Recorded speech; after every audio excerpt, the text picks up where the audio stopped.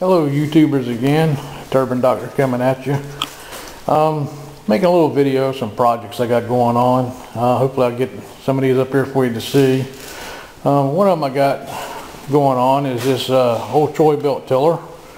My brother-in-law picked it up off a guy.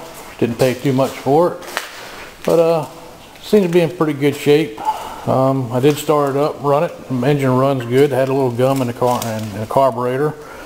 That still needs to be taken apart, cleaned out. But I guess with all Troy belts, the wheel seals down in here always seem to want to go up on them. So I've got two new seals coming for it. Well, actually I got them here. They just came in, and hopefully I get video of installing those, taking the old ones out, putting the new ones in, and the reverse pulley right there is a little worn, so we're gonna see if we can make a new one of them. I'm too cheap to buy a new one right now. I'll try to make one. If that doesn't work out, then I'll buy one. It's got a I believe a 6-horse Tecumseh on it. It does start up and it does run pretty good. I'm not going to show you that right now, but just giving you a quick rundown of a couple of projects I got going on, and we'll run over to the garden here in just a minute and I'll show you some more I'm working on. Thanks a lot. Alright, now here we have a 8-foot disc. Got 4 gangs on it. The tag on the front up here, I'll try to get you in here where you can get a look at it, is right there. I don't know if you can read it. It says Ford Series or Model Series G, serial number 5399. I don't know how well that came out, but if you look at it, it's got adjustable gangs right there. And I did a little research on it and found, the only thing I can find close to it is a Dearborn, which I know Ford Dearborn were together there for a while, and it's got a different model number to Dearborns of what I'm finding. They look identical, except the Dearborns show a big hand wheel up there at the 3-point hitch right there for adjusting the leveling of the back of the disc. Of course this one doesn't have that, so I'm not exactly sure that's the right one, but everything looks the same. Got this one piece of angle iron right here. I've got the new piece. I just got to put it in. And you can see over here I had to replace all these bolts. Got most of these done. Got a few of the mainframe bolts I want to get done. Then I got to replace all these over here. Get you in here a little closer. Right there, you can see there's not much left of that bolt head right there. Actually, that's the nut. There's supposed to be a nut right there, like on all these. And there's a good one. And there's a not so good one. There's a close-up of the rust. So what originally happened was the right front side over there, one of those bolt heads rusted out and the gang fell down and got caught and bent. So I had to heat that up, straighten it up, get some new bolts in there, and I said, well, I'm out, I'll go ahead and get all of them. So I've got all the nuts and bolts I need. I just got to wait for another good day. I'll get her back over to my shop and get this side all changed out. Then I want to look into these boxings for the bearings down here. Probably want to take them off, see what's going on in there, see if I can find some replacements for them, and check the blades out, see what kind of shape they're in. They're not too bad, but I might get some new blades to put on it. And of course, when I take it apart, I'll find out whether I got a square shaft or a round shaft and what size it is, so I can get the right bushings for it.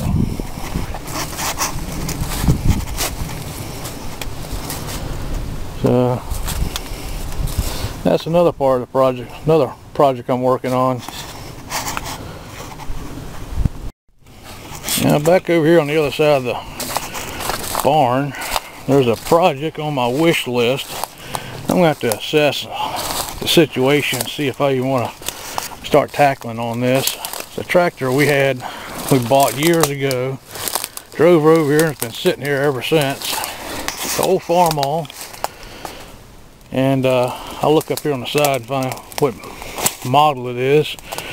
But she's been sitting here a while. It ran. I drove it up here. But I think the engine is seized up now. So she's a little rough, but maybe we can get her to come back.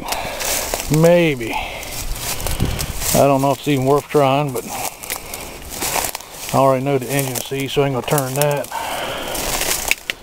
And somewhere on here I thought there was a model number. So we'll figure that out here shortly. But yeah, this is one of them. I don't know if I want to get into this one or not. We might. Had to do a little weeding here so we can get it out of here. But we'll see if we can find out a little bit more information on it. Taking this little video right here for myself. I can't get in here too close, but I'll get a shot of that. And I don't know how much that's showing up, but I think that's a BN, if I'm not mistaken. I'll have to get some serial numbers off of it. There's a number right there. I have to see if I can track that down. It's on the gear casing. And oil pressure gauge over there. Distributor's cracked. I have to get a new one of them. And anyhow, of course the battery shot, but there's the battery box. That's got some major rust happening there. Maybe it'll be worth, well, cutting that tree down and get her out of here. Maybe it'd be worthwhile to pull her out. Alright, here's another tractor on my wish list. Can't see it very well from here. It's buried after a couple years of accumulation, but it's been here for quite a while. I believe it to be a Farmall F14. I don't know for exact that is what it is, but looking at the gear post up here for the steering and a little bit of the engine, and you can see the steering wheel tapers up just a little bit. That kind of tells me it's a 14 because the 12s were down. There's the steering wheel right there. You got rubber tires on her. Gonna take a little bit of digging to get her out of here, but for right now she's sitting here high and dry. So we're gonna leave her here for right now, and maybe one of these years, not too far off, we'll get out here and pull her out and start working on her. Now over here on the other side of the same garage, a little lean-to shed, there appears to be another F14, I believe. Looking at the steering post, everything on it. It's got the short air breather right there. The tricycle tires. A magneto. She seems to be a F14 also. Well, like I say, I have to dig her out and find out. And this is another one of those would like to do in the future, but I like old tractors, whether they're red or green. I like them, and but I would like to see it pulled out and nice coat of paint put on and get her running. We'll see if we can do that. If we do, we'll try to get up on YouTube for you. Got one more place to stop. Okay, this last item here is not necessarily a project I want to work on to get her back going. I'm not sure what's wrong with it, if anything's wrong with it. It's more of a project that maybe some of you guys can help me with. Identify it, who it's made by, and the age of it. It's a disc Harrow. I don't know who it's made by. I didn't see any tags on it. I do know it's old, and you can tell that too. It's sitting out here. It's old drag tight. You don't lift it up and pull it, you just drag it around. So if anybody's got any information that wants to share it with me and everybody else, please do. Try to get you some shots in here so you can see basically how it works. I have found a couple of them that are similar to it, but I don't think they're exactly like it. But then again, now that I've taken a better look at it, maybe it was similar to it. Maybe it was very much the same. And I have not found a tag on this one yet. So, belonged to my father-in-law years ago, and like I say, it's old drag type, so I don't plan on using it too much. Even if I were to get her out, get her going. Just kind of curious a little bit of the age on it, who it's made by. And I'll stop rambling on now. Just let you enjoy the video here.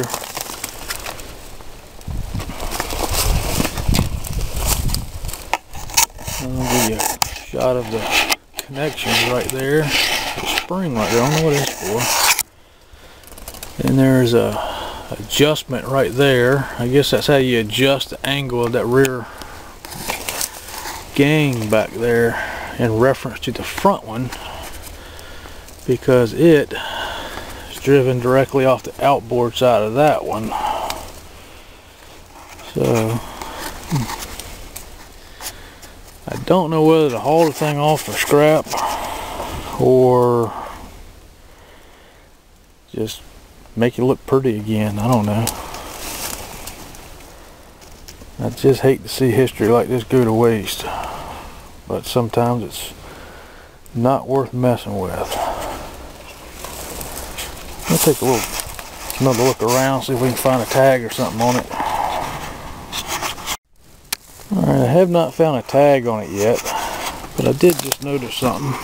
There's a block of wood right there between those two pieces. Of course, it's just about completely deteriorated. I don't know if it's supposed to be there or what, but maybe it is, and maybe that'll give you a clue. I'll try to pan out and give you a shot for those of you guys who might know a little bit about this. Maybe you got one around your house. I don't know. Of course, I think the drag feature has been added on.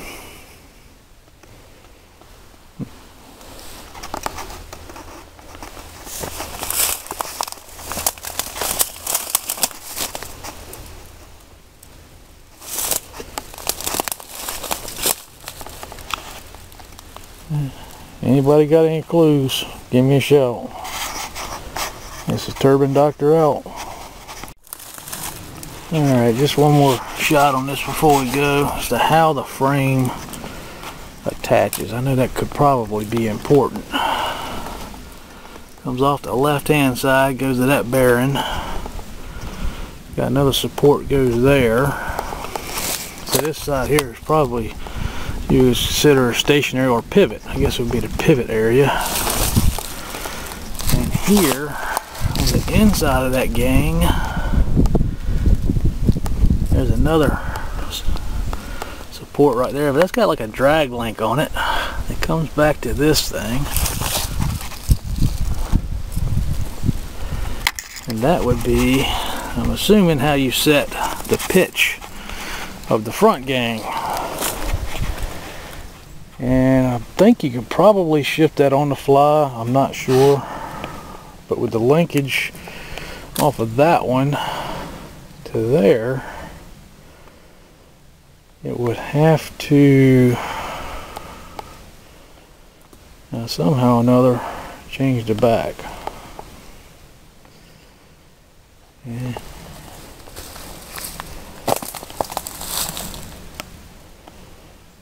Alright, that's all. I mean it this time. Thanks for looking.